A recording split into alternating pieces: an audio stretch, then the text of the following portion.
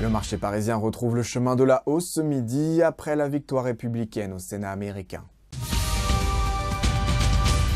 Dans le vert, Nexans a enregistré une croissance organique de 1,4% sur les 9 premiers mois de l'année.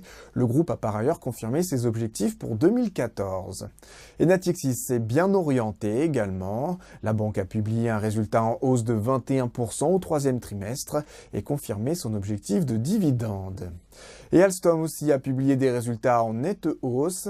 Après 6 mois d'exercice, le résultat opérationnel ressort à 152 millions d'euros, soit une croissance de 21%.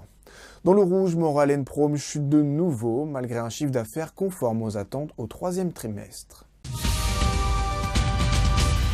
Et Lafarge a enregistré une baisse de 2% de son chiffre d'affaires au troisième trimestre à 3,6 milliards d'euros.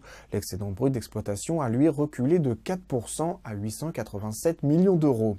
Une baisse des résultats qui s'explique notamment par une baisse des volumes en Irak, mais qui est compensée par une croissance dans les marchés émergents et aux États-Unis. En excluant l'Irak, les volumes ciment sont en effet en hausse de 6% depuis le début de l'année.